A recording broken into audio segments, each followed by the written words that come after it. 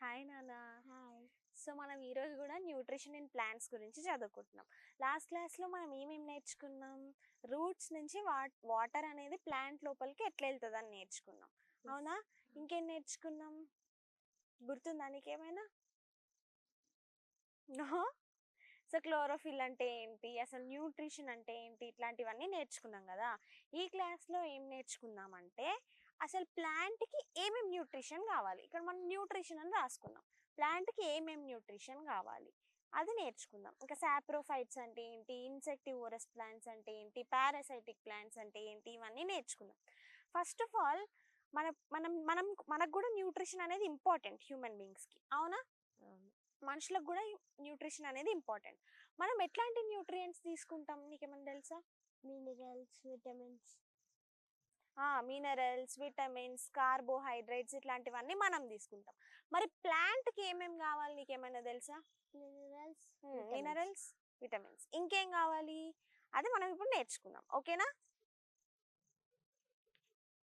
First మనం ఏం నేర్చుకుందామంటే do plants produce starch. So last క్లాస్లో మనం ఆల్రెడీ నేర్చుకున్నట్టు ప్లాంట్స్కి స్టార్చ్ ఉంటుంది, అవునా? ఎస్. ఎందుకు?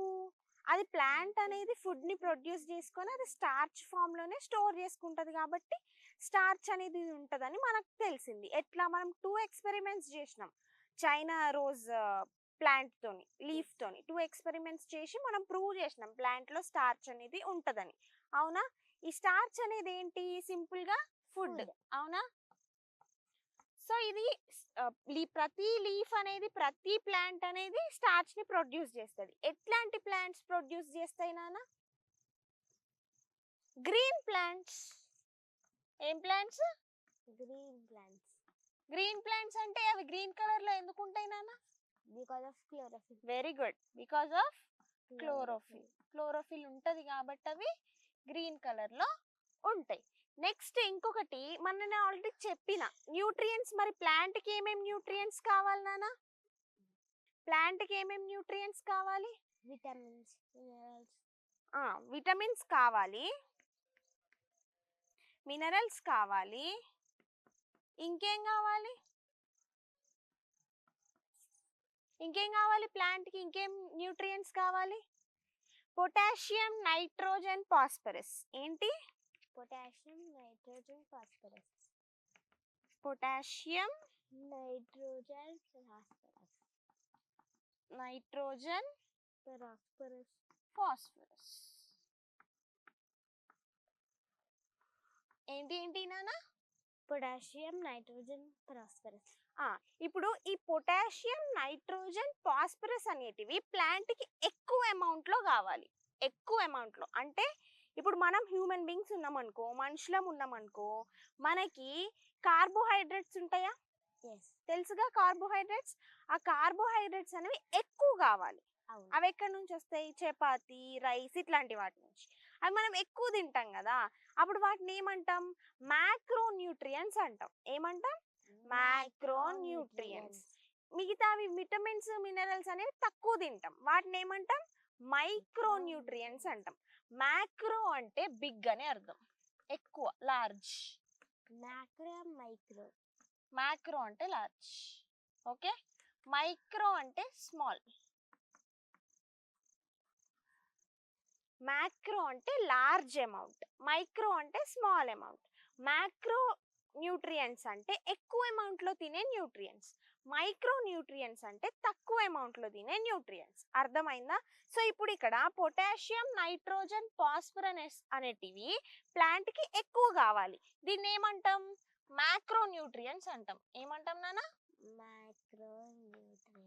మ్యాక్రో న్యూట్రియంట్స్ అంటాం. మరి వీటిని, విటమిన్స్ ని, మినరల్స్ ని?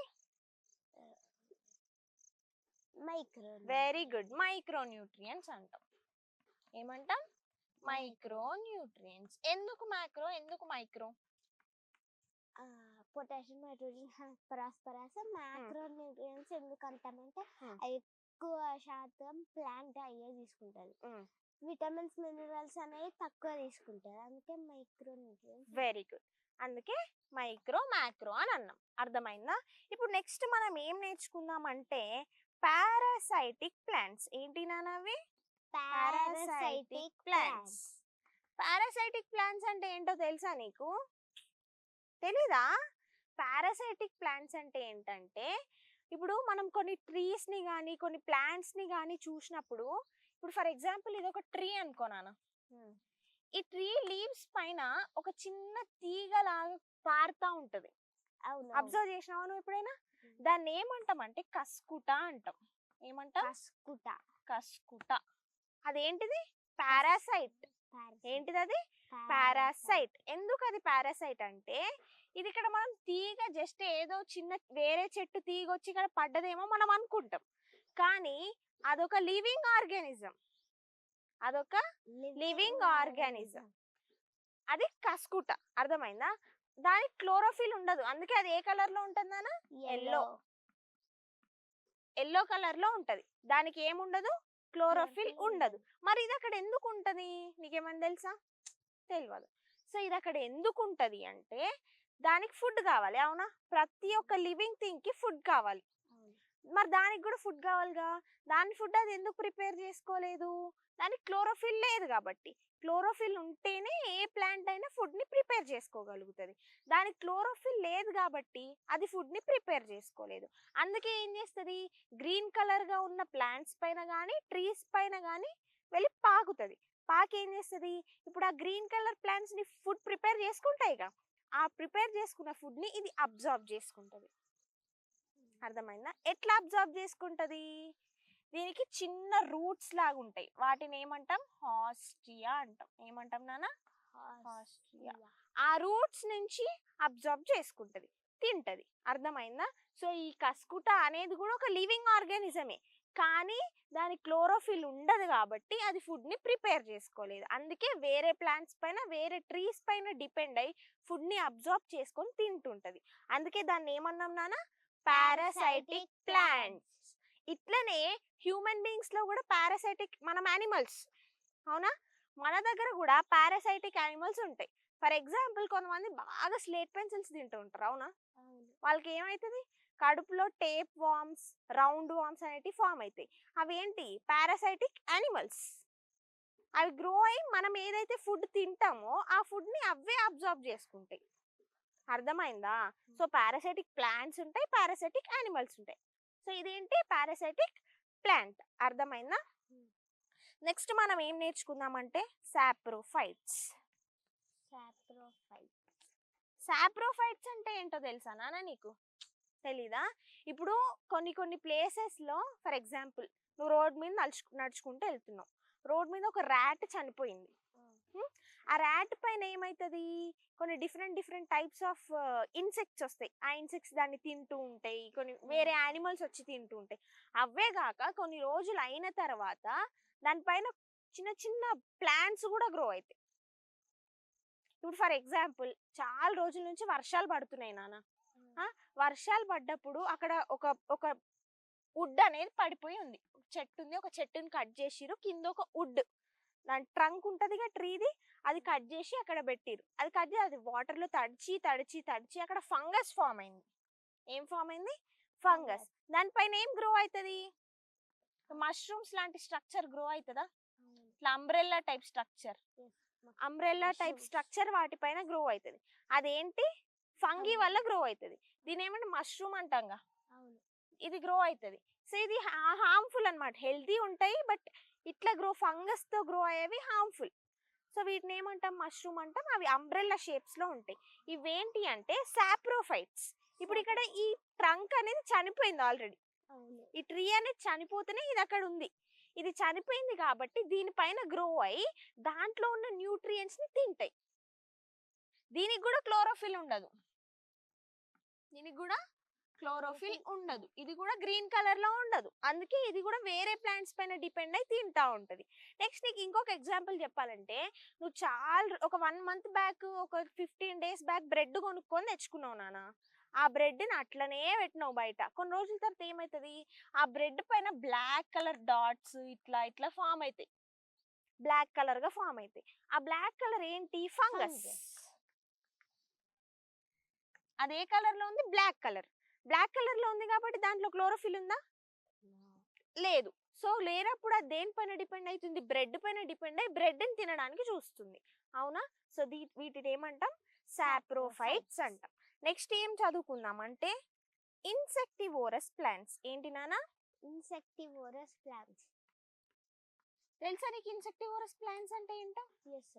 చెప్పు నాన్న. కొన్ని ప్లాంట్స్ ఉంటాయి, ఆ ప్లాంట్స్ అనే నాన్ వెజ్ అంటే ఇన్సెక్ట్స్ అన్ని తింటాయి. Very good. సో ఇది చాలా మందికి తెలియదు. ఏంటిదంటే కొన్ని ప్లాంట్స్ ఇన్సెక్ట్స్ ని కూడా తింటాయి.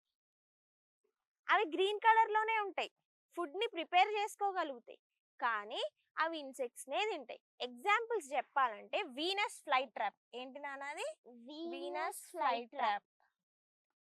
ఇంకా నెపెంథిస్. ఏంటి? నెపెంథిస్. వీనస్ ఫ్లై ట్రాప్ అంటే ఇట్లుంటది, దాని మౌత్ ఇట్లుంటది అనమాట.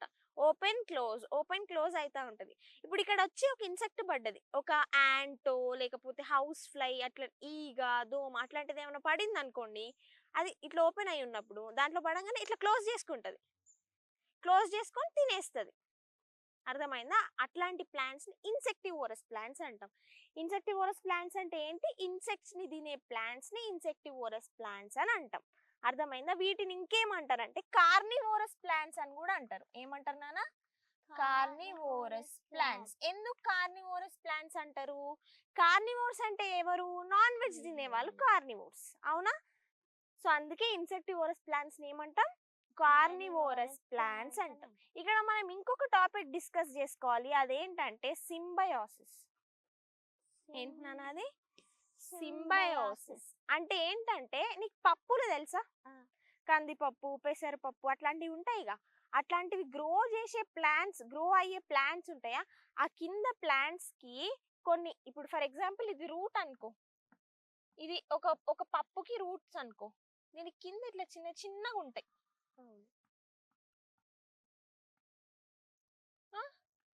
వీటిని ఏమంటాం అంటే నాడ్యూల్స్ అంటాం. ఏమంటాం నాన్న? నాడ్యూల్స్ అంటాం. మరి ఇవి ఎందుకు అన్ని ప్లాంట్స్ కు ఉండవుగా? వీటికి ఎందుకు ఉంటాయి అంటే వీటి రూట్స్ కి నైట్రోజన్ అబ్జార్బ్ చేసుకునే పవర్ ఉండదు. ప్రతి ప్లాంట్ కి నైట్రోజన్ అనేది ఇంపార్టెంట్. ఎందుకు? అది మ్యాక్రోన్యూట్రియన్స్, దీన్ని ఎక్కువగా తీసుకుంటది కాబట్టి మనకు నైట్రోజన్ అనేది కావాలి. కానీ మరి పప్పులు గ్రో చేసే ప్లాంట్స్ కి మాత్రం నైట్రోజన్ అనేది ఈ రూట్ అబ్జర్వ్ చేసుకోలేదు. అందుకే ఇవి గ్రో అవుతాయి. ఇవి గ్రో అయ్యి ఏం చేస్తాయి? నైట్రోజన్ అబ్జర్వ్ చేసుకొని ప్లాంట్ కి ఇస్తాయి. మరి ప్లాంట్ కి యూజ్ ఇస్తుంది, ఇది ప్లాంట్ కి హెల్ప్ చేస్తుంది. మరి ప్లాంట్ కూడా దీనికి హెల్ప్ చేయాలిగా. ఏం హెల్ప్ చేస్తుంది? దానికి షెల్టర్ ఇస్తుంది అక్కడ ఉండడానికి. అవునా? సరే, నువ్వు ఇక్కడ నా ప్లేస్ లో, నా రూట్స్ లో ఉండి నాకు నైట్రోజన్ ఇవ్వు. దానికి ఉండడానికి ప్లేస్ ఇస్తుంది నాడ్యూల్స్ కి, ఈ నాడ్యూల్స్ ఏమో నైట్రోజన్ ఇస్తున్నాయి. అవునా? సో ఇక్కడ ఏం జరుగుతుంది? షేరింగ్. నాడ్యూల్స్ ఏమో ప్లాంట్ కి హెల్ప్ చేస్తున్నాయి, ప్లాంట్ ఏమో నాడ్యూల్స్ కి హెల్ప్ చేస్తుంది. దాన్ని ఏమంటాం నాన్న? సింబయాసిస్ అంటాం. ఏమంటాం? సింబయాసిస్. అర్థమైందా? నెక్స్ట్ నీకు హెర్బేరియం అంటే ఏంటో తెలుసా? తెలీదా? సో ఇప్పుడు చాలా మంది జనాలు ఏం చేస్తున్నారు నాన్న? చెట్లను కొట్టేస్తున్నారు, చిన్న చిన్న ప్లాంట్స్ ని పీకేస్తున్నారు. యానిమల్స్ కానివ్వండి, బర్డ్స్ కానివ్వండి, వాటిని తిని. సో కొన్ని ఏరియాస్ లో ఆ ప్లాంట్ స్పెషల్. ఇప్పుడు ఫర్ ఎగ్జాంపుల్ తులసి ఉందనుకోండి, మన ఇంట్లోనే ఉంటుంది, బయట ఎక్కడ చూడలేకపోతున్నాం. ఒకప్పుడు అయితే తులసి ఎక్కడంటే అక్కడ ఉండేది, ఇప్పుడు దొరకట్లే. సో అట్లాంటప్పుడు సైంటిస్ట్ ఏం చేస్తున్నారంటే ఇట్లా చెట్లన్నీ అంతరించిపోతున్నాయి అని చెప్పేసి ఇప్పుడు ఏవైతే చెట్లు ఉన్నాయి, ఇప్పుడు ఫర్ ఎగ్జాంపుల్ వేప చెట్టు ఉంది, వేప చెట్టు నుంచి కొన్ని ఆకులు కలెక్ట్ చేసుకొని వాటిని డ్రై చేసి వాటిని ఒక బుక్ లో పేస్ట్ చేస్తారు. ఓకే, ఇది నీమ్ లీఫ్ అని మనకు కొన్ని రోజులకు తెలుస్తుంది. నెక్స్ట్ దత్తురా ఉంది, ఇది ఫ్యూచర్ లో అంతరించిపోవచ్చు. దాన్ని తీసుకొని దాన్ని డ్రై చేసి దాన్ని పేస్ట్ చేస్తారు బుక్ లో. దాన్ని ఏమంటాం? హెర్బేరియం అంటాం. ఇప్పుడు నువ్వు ఇంటర్లో బైపీసీ అట్లాంటివి ఏమైనా తీసుకున్నావు అనుకో, అప్పుడు మీకు హెర్బేరియం చేయమని చెప్తారు. ఓకేనా? అప్పుడు మీరు చెయ్యాలి. అట్లా డిఫరెంట్ టైప్స్ ఆఫ్ ఆకుల్ని కలెక్ట్ చేసుకొని వాటిని డ్రై చేసి వాటిని పేస్ట్ చేయాలన్నమాట ఒక బుక్ లో. ఎట్లాంటి ఆకుల్ని కలెక్ట్ చేసుకుంటాం, ఏవైతే ఇంకా ఫ్యూచర్లో అంతరించిపోతాయి అని మనకు అనిపిస్తుందో అట్లాంటి ఆకుల్ని కలెక్ట్ చేసుకుంటాం. ఓకేనా? సో నాన్న ఇప్పటి వరకే నేను నీకు ఇవన్నీ చెప్పిన కదా, నీకేమైనా డౌట్స్ ఉన్నాయా? అడుగు. ఫంగస్ ఎందుకు గ్రో అవుతుంది? ఫంగస్ అంటే ఏంటి అంటే అదొక మైక్రో ఆర్గానిజం. అంటే మనం దాన్ని డైరెక్ట్గా చూడలేం. ఇప్పుడు మనకు అది ఒక బ్రెడ్ పైన ఫామ్ అయితే ఎట్లా కనిపిస్తుంది? బ్లాక్ కలర్లో కనిపిస్తుంది. కానీ అది ఏ షేప్లో ఉంటుంది ఎట్లా మనకేం తెలియదు. ఇప్పుడు దాన్ని తీసుకొని ఒక మైక్రోస్కోప్ కింద పెట్టి చూసినాం అనుకో, నీకు దాంట్లో ఎన్ని చిన్న చిన్న పాకుతూ చిన్న చిన్న ఆర్గానిజమ్స్ కనిపిస్తాయి. సో ఇప్పుడు నువ్వు దాన్ని తింటే ఏమవుతుంది? ఫుడ్ పాయిజన్ అవుతుంది. సో అది తినకూడదు, దాన్ని ఫంగస్ అని అంటాం. సో అందుకే అది హార్మ్ఫుల్. అర్థమైందా? ఇంకా micro macro nutrients plus micro nutrients అంటే ఏంటి?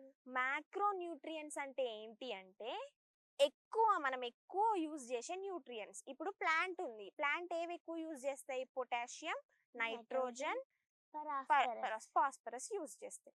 సో ఈ మూడింటిని ఎంత తీసుకుంటుంది? చాలా ఎక్కువగా తీసుకుంటుంది. ఎక్కువ తీసుకునే వాటిని ఏమంటాం? మ్యాక్రో అంటాం.